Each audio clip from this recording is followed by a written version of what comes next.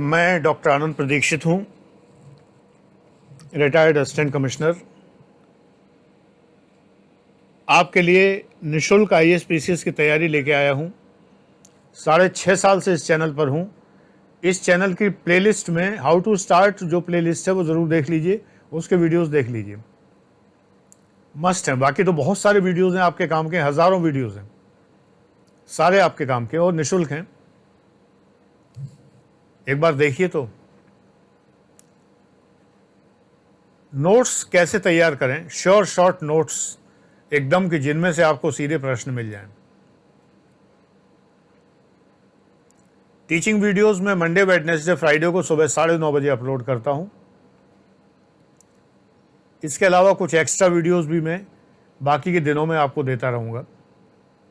जैसे ये extra video है जो मैं थर्सडे को दे रहा हूँ। नोट्स बनाने के लिए फालतू की कहानियाँ नहीं लिखनी है, फालतू की प्रस्तावना नहीं लिखनी है। एक विषय पर 2 किताबें 3 किताबें आप एक बार देखिए। मान लीजिए एक टॉपिक है, वो टॉपिक मान लीजिए गवर्नमेंट ऑफ इंडिया एक्ट 1935 है। उसको आपने यशपाल ग्रोवर की किताब से खोला, बिपिन चंद्रा की किताब से खोला और BD महाजन की किताब से खोला। मैं राजीव अहीर सजेस्ट नहीं करता, मेरी चॉइस है। इन किताबों से आपने उसको ओपन किया तो आप देखेंगे कि सबसे ज़्यादा आपको जो है वो ग्रोवर की किताब में मिलेगा, तो उसको अपना आधार बना लीजिए। स्टार्टिंग से देखिए तो उन्होंने अगर उसमें जो कहानी लिखनी शुरू की है तो उस कहानी में तथ्य ढूंढिए, ओनली फैक्ट्स, और फैक्ट लिखते जाइए। Government of India act 1935 heading डालिए। किसने प्रपोज किया था, कौन उस समय वायसराय एंड गवर्नर जनरल था, कौन उस समय भारत मंत्री था या भारत सचिव जिसे कहते हैं, secretary of state for India वो था। ब्रिटेन में प्रधानमंत्री कौन थे, इन बातों को ढूंढ ढूंढ के लिखिए। भारत में प्रमुख व्यक्तित्व कौन थे जिन्होंने इसका विरोध किया या समर्थन किया, फिर इसकी मुख्य बातें क्या क्या थीं। फैक्ट का मतलब है पर्सन, प्लेस, टाइम। ये मेरी बात याद रखिए, पर्सन, प्लेस, टाइम, व्यक्ति, स्थान और समय।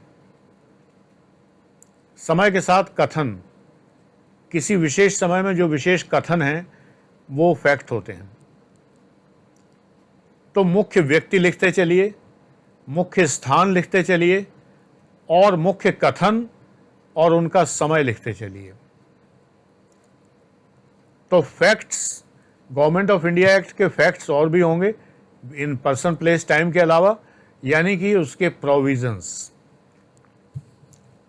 उसके प्रावधान, उसमें क्या क्या प्रावधान थे वो लिखना है।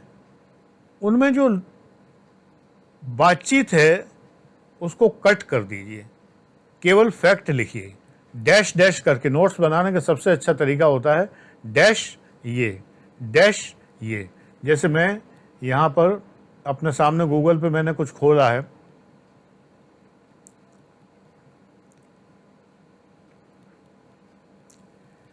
मान लीजिए आपने इकोनॉमिक्स के नोट्स बना रहे हैं। मैंने एक आर्टिकल खोला, उसमें लिखा है अर्थशास्त्र की उपयोगिता। विकिपीडिया पर यह आर्टिकल है। अर्थशास्त्र का महत्व बड़ी तीव्र गति से बढ़ता जा रहा है, तो नोट्स बनाने में इस चीज़ को लिखने की ज़रूरत नहीं है। संयुक्त राष्ट्र संघ एफाके की रिपोर्ट 1970 ईस्वी के अनुसार अर्थशास्त्र पर 1000 ग्रंथ या लेख प्रति घंटे विश्व में प्रकाशित हो रहे हैं। आपको लगेगा ये बड़ा भारी फैक्ट है, ये बड़ा इंपॉर्टेंट है, बिल्कुल भी नहीं है। इससे कोई हल नहीं होना। राजनीति के बाद लोकप्रियता में अर्थशास्त्र का ही वो स्थान है जो बाकी किसी का हो सकता है। अर्थशास्त्र का प्रयोग कल्याण हेतु करना ही पड़ेगा, अन्यथा केवल भौतिक साधन जुटाना। अब इतना देखने के बाद मुझे लग गया इस पूरे पैराग्राफ में कुछ भी काम का नहीं है, केवल एक ही बात काम की है कि अर्थशास्त्र पर नोबेल पुरस्कार भी दिया जाने लगा है। ये इंपॉर्टेंट है, कब से दिया जाने लगा है ये देख लीजिए, बस इतना इंपॉर्टेंट हो गया। एक्चुअली नोट्स बनाना आपको आ जाएगा अगर आप एक बात मेरी मान लें। एक बात मान लीजिए, बैक ईयर पेपर कम से कम 3 साल के, प्री और मेंस के, आईएएस और पीसीएस के देख डालिए। सबसे पहले सॉल्व करना तो बाद की बात है, इनको आप देख डालिए। अगर इनको आप देख डालेंगे तो आपको नोट्स बनाना आ जाएगा, आपको समझ में आ जाएगा। ये तो आएगा ही नहीं। अब एक आगे अर्थशास्त्र की सीमाएं लिखा हुआ है। अर्थशास्त्र के नियम कम निश्चित होते हैं। अर्थशास्त्र विज्ञान और कला दोनों हैं। ये सब लिखने वाली चीज़ें, नोट्स बनाने वाली चीज़ें। यानी अर्थशास्त्र की मुख्य लिमिटेशंस क्या हैं, तो ये इन्होंने 8-10 लिमिटेशंस बताई हैं। ये सारी आपको नोट्स में लिखने हैं, ठीक है ना। तो इस तरह से आपको लिखना चाहिए नोट्स बनाने में। अब मान लीजिए मैंने दादा भाई नौरोजी एक आर्टिकल खोला। दादा भाई नौरोजी, उनका जन्म इस डेट को हुआ था, इस डेट को मृत्यु हुई थी। वो एक पारसी बुद्धिजीवी, शिक्षा शास्त्री, कपास के व्यापारी, आरंभिक राजनीतिक सामाजिक नेता थे। मज़े की बात ये, इसमें सारी चीज़ों में कुछ भी इंपॉर्टेंट नहीं, केवल एक बात इंपॉर्टेंट है जो पूछा जा सकता है कि दादा भाई नौरोजी किस चीज़ के व्यापारी थे। अब अगर आपने 10 ईयर पेपर देखे हैं तो आपको ये केबीसी टाइप क्वेश्चन जरूर नज़र आ जाएगा कि कपास के व्यापारी थे। ये बात कभी भी पूछी जा सकती है।